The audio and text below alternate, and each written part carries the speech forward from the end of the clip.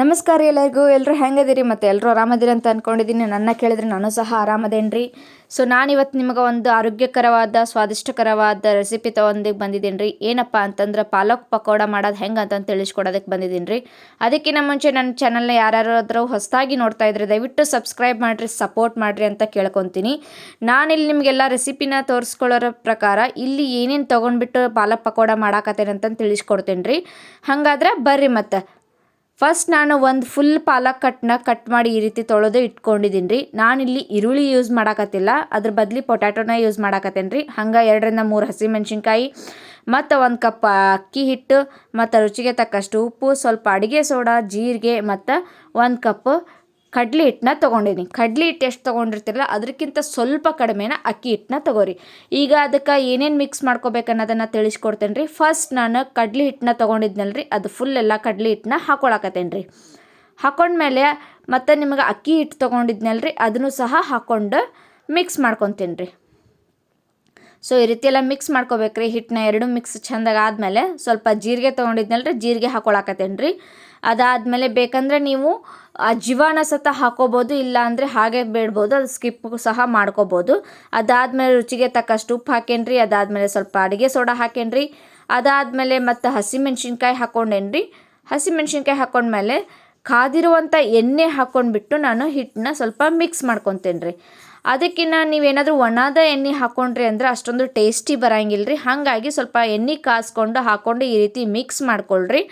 So ಈ ರೀತಿ ಎಲ್ಲ ಮಿಕ್ಸ್ ಮಾಡ್ಕೊಂಡ್ಮೇಲೆ ಇದಕ್ಕೆ ಸ್ವಲ್ಪ ಪೊಟ್ಯಾಟೋನ ಉದ್ದುದ್ದಾಗಿ ಹೆಚ್ಕೊಂಡು ನೀವು ಹಾಕ್ಕೊಂಡು ಮಿಕ್ಸ್ ಮಾಡ್ಕೋಬೇಕು. ಪೊಟ್ಯಾಟೊ ಹಾಕ್ಕೊಂಡ್ರೆ ಇದು ಪಾಲಕ್ ಪಕೋಡ ರುಚಿ ಬರೋದ್ರಿ. ಹಾಗಾಗಿ ನಾನು ಪೊಟ್ಯಾಟೋನ ಯೂಸ್ ಮಾಡಾಕತ್ತೇನೆ ರೀ. ಬೇಕಂದ್ರೆ ನಿಮ್ಗೆ ಪೊಟ್ಯಾಟೊ ಇಷ್ಟ ಇಲ್ಲ ತಿನ್ನೋದಕ್ಕಂದ್ರೆ ನೀವು ಈರುಳ್ಳಿ ಸಹ ಯೂಸ್ ಮಾಡ್ಕೋಬೋದು. ನಾನಿಲ್ಲಿ ಮೇನಾಗಿ ಏನಕ್ಕೆ ಪೊಟ್ಯಾಟೊ ತೊಗೊಂಡಿದ್ದೀನಿ, ಅದು ಚೆನ್ನಾಗಿ ಕ್ರಿಸ್ಪಿಯಾಗಿ ಬರೋದಕ್ಕೆ ಟೇಸ್ಟಿ ಮಸ್ತ್ ಆಗುತ್ತೆ ಅನ್ನೋದಕ್ಕೆ ನಾನು ಪೊಟ್ಯಾಟೊನ ತೊಗೊಂಡೇನಿ ರೀ.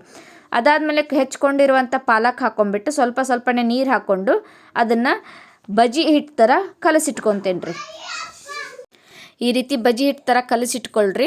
ಪಾಲಕ್ ಸ್ವಲ್ಪ ಜಾಸ್ತಿ ಇದ್ರೇ ಅದು ಪಾಲಕ್ ಪಕೋಡ ಅನ್ಸೋದಂತ ಸ್ವಲ್ಪ ಒಂದು ಫುಲ್ ಕಟ್ನ ನಾನು ಪಾಲಕನ್ನು ಹಾಕ್ಕೊಂಡೇನಿ ರೀ. ಸೊ ನೀವು ಇದಕ್ಕೆ ಬೇಕಂದರೆ ಸಬ್ಬಸ್ಗೆ ಸತ ಹಾಕೋಬೋದು, ಸಬ್ಬಸ್ಗೆ ಸೊಪ್ಪು ಅಥವಾ ಮೆಂತ್ಯ ಸೊಪ್ಪು ಸತ ಹಾಕೋಬೋದು. ಪಾಲಕ್ ಪಕೋಡ ಅಂದರೆ ಪಾಲಕ್ ಮಾತ್ರ ಯೂಸ್ ಮಾಡಿದ್ರೆ ಅಂತ ಅಲ್ಲ, ನೀವು ಬೇಕಂದರೆ ಸೊಪ್ಪು ಜಾಸ್ತಿ ತಿನ್ನೋದಾಗಿದ್ದರೆ ಮಾಡ್ಕೋಬೋದು ರೀ. ಅದಾದಮೇಲೆ ಇಲ್ಲಿ ಎಣ್ಣೆ ಕಾಯಕ್ಕಿಟ್ಟಿದ್ದೆ, ಎಣ್ಣೆ ಮಸ್ತಾಗೆ ಕಾದೈತ್ರಿ. ಸೊ ನಾ ಇವಾಗ ನೋಡಿರಿ ಒಂದೊಂದಾಗಿ ಈ ರೀತಿ ಬಿಡಾಕತ್ತೇನೆ ರೀ. ಸೊ ಮಸ್ತ್ ಅಂದ್ರೆ ಮಸ್ತ್ ಕ್ರಿಸ್ಪಿಯಾಗಿ ಅವ್ರಿಗೂ ಒಂದು ಸ್ವಲ್ಪ ಅದನ್ನು ಎಣ್ಣೆ ಒಳಗೆ ಕಾಸ್ಕೋಬೇಕ್ರಿ ಅಥವಾ ಬೇಯಿಸ್ಕೋಬೇಕ್ರಿ ಈ ರೀತಿ.